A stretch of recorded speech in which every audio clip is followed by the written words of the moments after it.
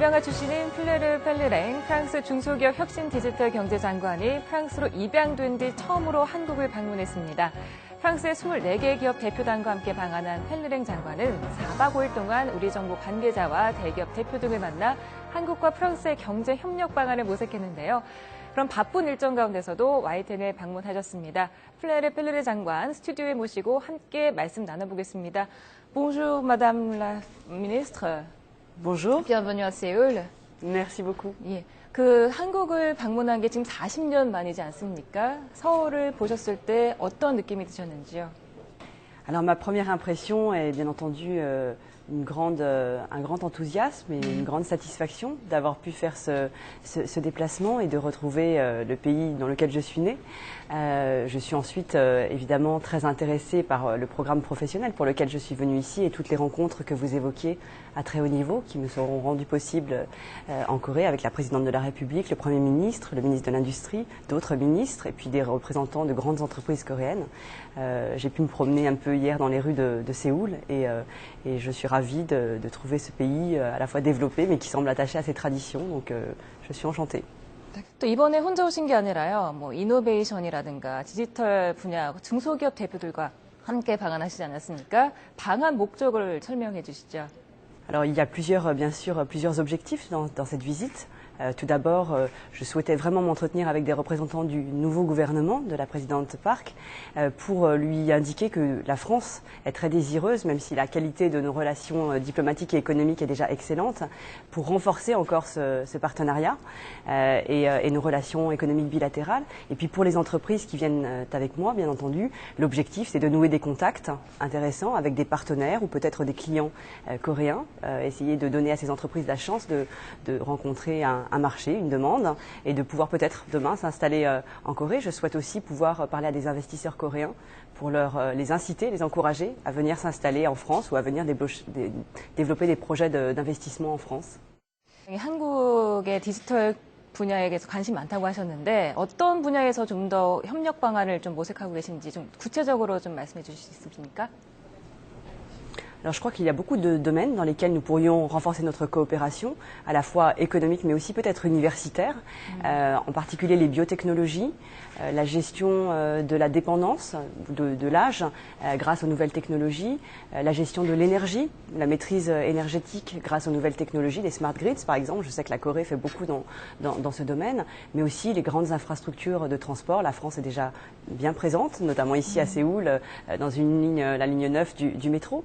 Je crois qu'il y a tous ces domaines, en particulier dans lesquels nous pourrions renforcer le commerce bilatéral. Et puis bien sûr, je suis ministre des Télécoms en France et donc j'aimerais beaucoup que nous puissions aussi renforcer soit la recherche ou l'innovation ou bien les partenariats commerciaux entre de grandes entreprises coréennes d'électronique et puis des équipementiers aussi en France. 비오테크놀로지의 장관이시기도 하지만 중소기업 분야에서도 장관이시지 않습니까? 우리나라에서는 중소기업 IT 강국이긴 하지만 중소기업이 많은 애로사항을 겪고 있거든요. 여기에서 대해서 어떤 조언을 좀 해주시겠습니까? Alors, j'ai lu avec intérêt que la présidente de la République souhaite effectivement renforcer la politique en faveur des petites et moyennes entreprises parce que la Corée, comme la France, a un tissu économique marqué par la présence de très grandes entreprises et de petites entreprises. Et la difficulté, c'est d'aider ces petites entreprises à croître. Et donc, je crois que c'est peut-être un sujet sur lequel nous pouvons échanger des bonnes idées ou des bonnes pratiques. Par exemple, en France, nous sommes en train de mettre en place une banque publique d'investissement pour résoudre les problèmes de financement auxquels sont confrontées les petites et moyennes entreprises, en particulier, pas tellement dans les premières années de leur développement, mais ensuite pour croître, pour dépenser, faire des dépenses d'investissement ou d'innovation, pour exporter. Donc je crois qu'il y a tout un travail à faire sur les raisons pour lesquelles les entreprises n'arrivent pas à se développer au-delà d'un certain stade. Alors c'est sans doute différent en Corée et en France, mais je pense que nous pouvons mener une réflexion commune sur les raisons qui font que les entreprises restent trop petites et n'arrivent pas suffisamment à se développer. 지금 박근혜 새 정부가요, 미래 창조각부도 신설하고 새 신성장 동력을 만들어서 일자리 창출하겠다 이런 계획을 갖고 있거든요. 박근혜 대통령을 만나신다면 또 조언해 주실 게 있겠습니까? Je ne me permettrai pas de donner des conseils, mais bien sûr, j'ai noté avec intérêt la création de ce nouveau ministère, dont je trouve l'intitulé très beau. C'est très beau d'avoir un ministère du futur, je trouve. Et effectivement, nous entrons dans une période qui est marquée par l'avènement de l'économie de la connaissance. Et je crois que les nouvelles technologies, l'innovation sont les leviers de la croissance future. Donc je crois que c'est extrêmement intéressant de ne pas renoncer à des investissements d'avenir, notamment dans les nouvelles technologies, dans le fait de pouvoir faire accéder l'ensemble de nos concitoyens, en Corée comme en France, mais aussi de nos entreprises, aux nouvelles technologies. On sait qu'une entreprise qui a adopté les nouvelles technologies est plus performante, plus compétitive qu'une entreprise qui ne l'a pas fait. De la même façon, les dépenses d'innovation accroissent aussi beaucoup la productivité et la compétitivité des entreprises. Donc je crois que ce que je recommanderais au ministre du futur et de la science de faire, c'est bien entendu d'essayer de convaincre l'ensemble de ses collègues du gouvernement que tous ensemble, ils doivent porter cette volonté d'orienter l'économie, l'ensemble de l'économie, pas seulement l'économie numérique, d'ailleurs l'ensemble de l'économie, vers des dépenses d'avenir, vers des dépenses d'innovation, vers des dépenses de recherche. Je crois que c'est ça qui est très important. 또 이제 개인적인 얘기를 여쭤보지 않을 수가 없습니다. 굉장히 많은 질문을 받으셨을 것 같긴 한데요. 태어난 지 6개월 만에 입양되셨다가 지금 40년 만에 다시 한국으로 처음 방문한 게 아니십니까? 처음으로 이렇게 유럽 최초의 아시아 장관이 되셨다는데 여기에 대해서 어떤 의미가 있겠습니까?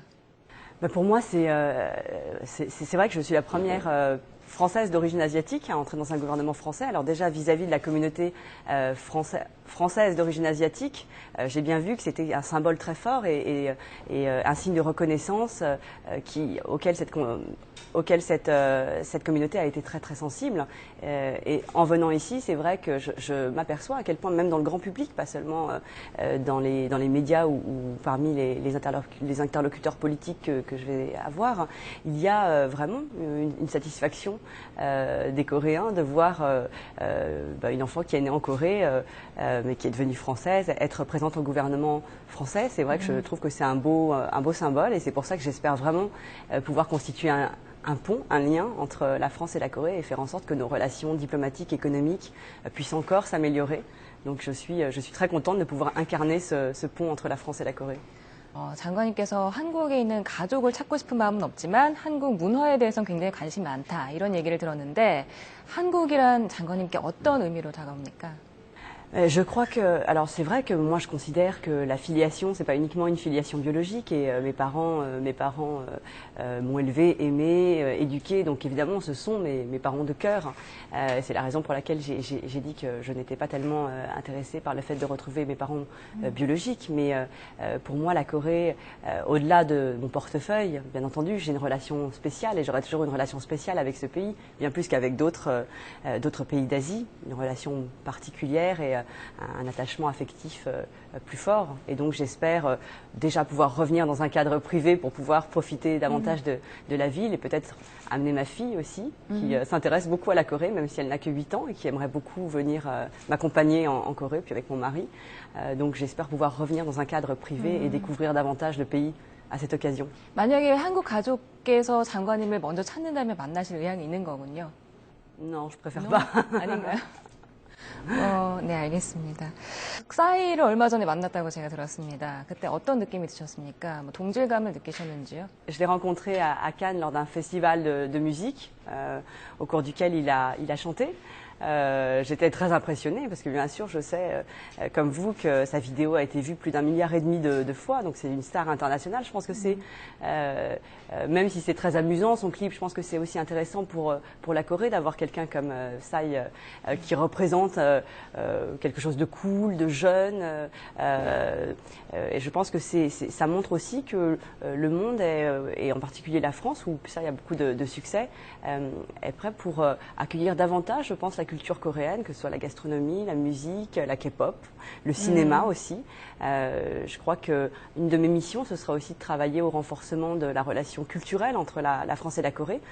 2015 et 2016 seront des années d'échanges croisés entre la France et la Corée et j'espère que nous pourrons travailler notamment sur le renforcement des échanges culturels et mieux connaître nos deux pays, mieux connaître la Corée en France et mieux connaître la France en Corée. 프랑스에서 한류 열풍 많이 느끼시는가요?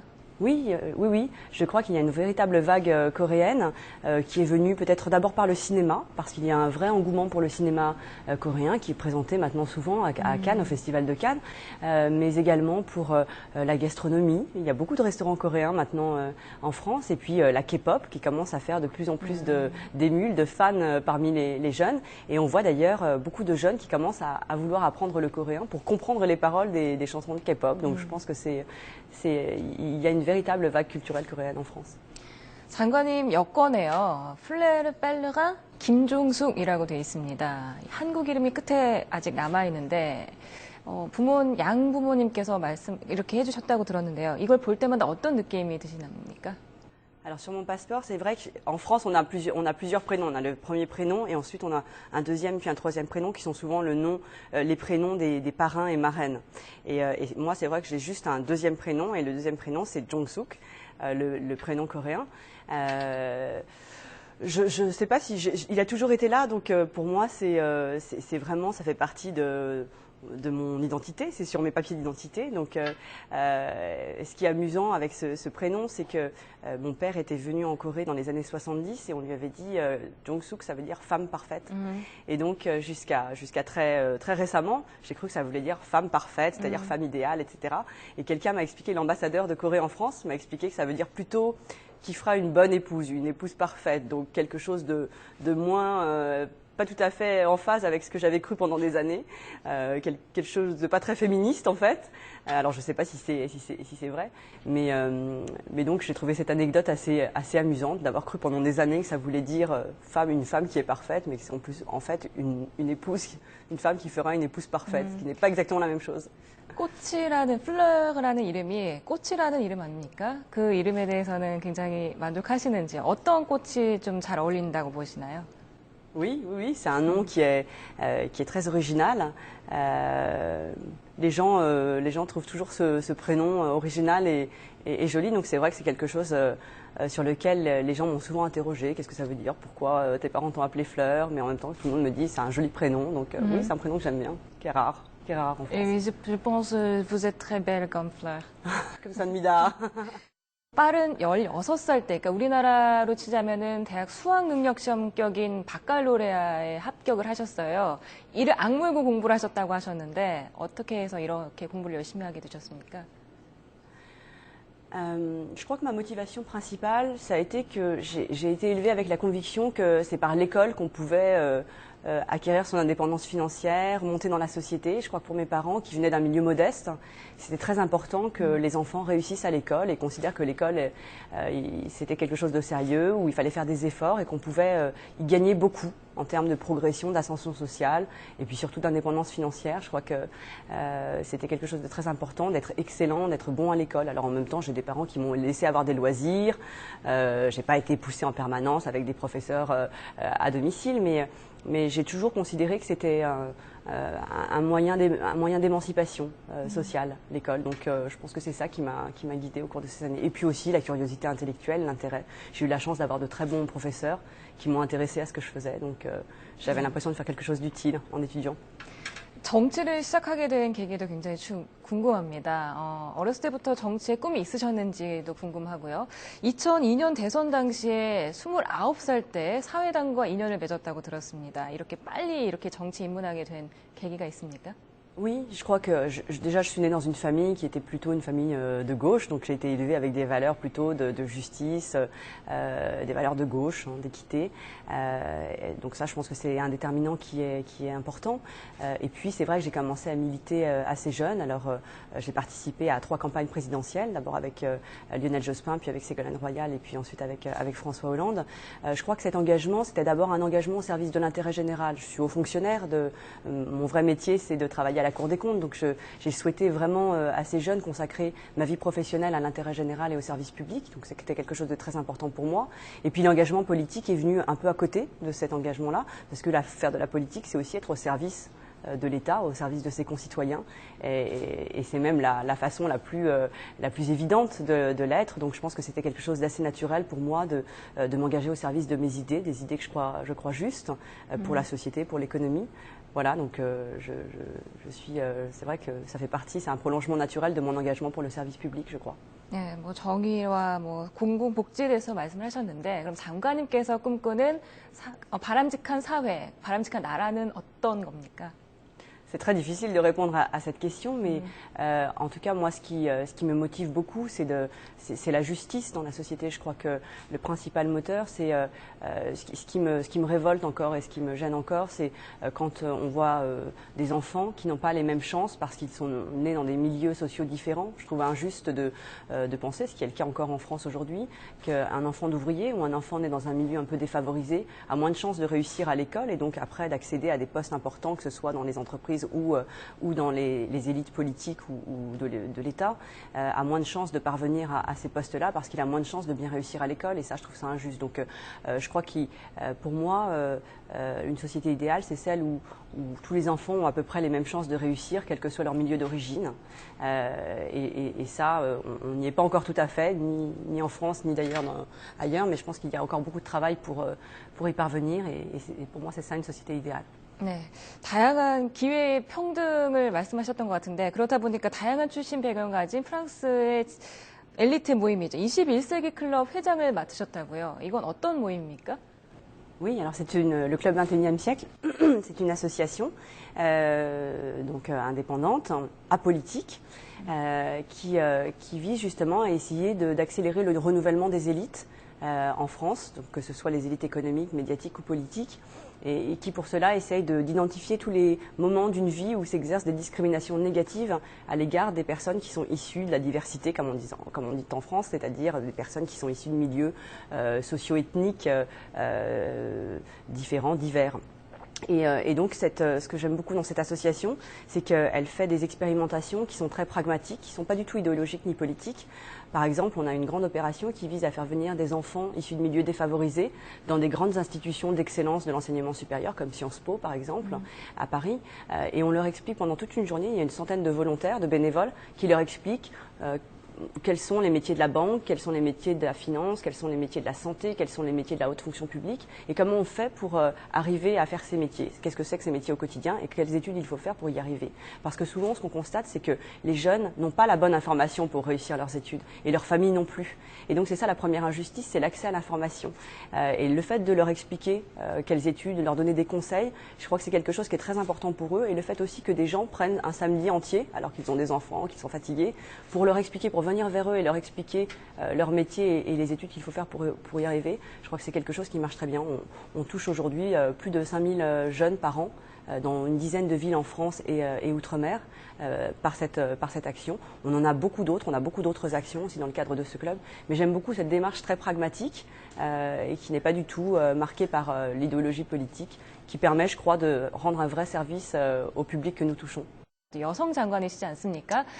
그동안 프랑스에선 여성 정치인이 좀 상대적으로 비율이 적었던 게 아닌가 싶었는데 이번에 올랑드 대통령이 되면서 성평등 내각이라고 불릴 정도로 반반 장관이 됐습니다. 이런 관료 사회에서 양성평등에 우리나라는 좀 못 미치는 사회인데요. 21세기 또 여성의 리더십 어떻게 보십니까? Alors là encore, je ne me permettrai pas de donner des conseils. Déjà, c'est vrai que c'est assez extraordinaire d'avoir une femme à la tête de l'État. Je trouve que c'est un beau symbole. Alors c'est vrai qu'il y avait un engagement très fort du candidat François Hollande devenu président de la République pour faire un gouvernement, pour constituer un gouvernement paritaire. Et donc là, effectivement, il a tenu cette promesse. Et c'est vrai que je crois que c'est important, ne serait-ce que parce qu'en perception, les gens finissent par comprendre que la parité, c'est quelque chose de naturel. Et je crois que plus le temps passe, les premières fois, c'était un peu surprenant de voir des femmes au gouvernement occuper des postes importants. Et plus le temps passe, plus les gens s'habituent. Et c'est ça qui est important aussi, c'est le changement des mentalités. Donc c'est vrai que le gouvernement en Corée est dirigé la présidence de la République est occupée par une femme. Le gouvernement n'est pas tout à fait paritaire. Mais je pense que les choses évoluent très progressivement. On ne peut pas demander non plus du jour au lendemain aux mentalités de changer. Je crois qu'il faut faire accepter, mettre en avant des réussites de femmes, faire en sorte aussi aussi que les conditions de travail permettent à des femmes qui sont aussi parfois des mamans de remplir leurs tâches professionnelles de manière sereine, ce qui n'est pas facile quand on a des enfants. Donc il y a un ensemble de choses, travailler sur le garde d'enfants, sur l'aide aux femmes qui ont des obligations familiales, et puis ensuite travailler sur les mentalités pour faire accepter le fait que des femmes puissent être présidentes d'une grande société, puissent être présidentes de la République, puissent être ministres à des postes ministériels importants. Je crois que voilà, c'est une petite musique qu'il faut sans cesse répéter et surtout jamais relâcher l'attention et relâcher la garde, parce que c'est vrai qu'il y a des habitudes qui reviennent sinon trop facilement. 개인적으로 그럼 장관님께서는 가족도 있으시고 딸도 8살 난 딸도 있지 않으십니까? 프랑스에서 여성 장관으로 살아간다는 거 어떤가요? C'est difficile, c'est difficile parce que c'est vrai que le rythme de travail est très intense. Parfois, on a des déplacements à l'étranger aussi, donc il faut bien s'organiser. Bon, j'ai la chance d'avoir des parents et puis un mari qui sont, même si mon mari est très occupé puisqu'il est directeur de cabinet d'une ministre, mais j'ai la chance d'avoir leur soutien plein et entier et donc ils m'aident beaucoup à organiser les choses. Et puis ma fille comprend bien aussi que je fais quelque chose d'important, que ça exige quelques sacrifices. Et puis j'essaye de consacrer le temps qui me reste à la maison à faire des choses avec elle qui lui plaisent. Donc elle comprend bien l'effort à faire, même si parfois c'est un petit peu difficile pour elle. 마지막으로 또 한국 사회 그리고 우리나라 국민에게 또 하실 말씀 있으신가요? Eh bien déjà, j'espère que c'est le premier de nombreux voyages pour moi en Corée. Le message que je souhaite adresser à la Corée et à son peuple, c'est bien entendu que je suis très contente d'avoir pu faire ce voyage, 38 ans après le voyage en sens inverse, que j'espère pouvoir contribuer au rapprochement de nos pays, que j'espère que la France et la Corée vont nouer des liens encore plus forts et plus intenses que ceux qui existent actuellement, qui sont déjà très bons. Voilà, et je suis ravie d'être ici. J'espère pouvoir revenir dans un cadre privé pour découvrir encore mieux ce pays qui m'a vu naître. Voilà, mais je suis très fière d'être ce pont entre la France et la Corée. D'accord. 네, 지금까지 한국계 프랑스 여성 장관 Fleur Pellerin 장관님이셨습니다. Je vous remercie d'être venu ici. Merci beaucoup. Merci beaucoup, 고맙습니다. 감사합니다.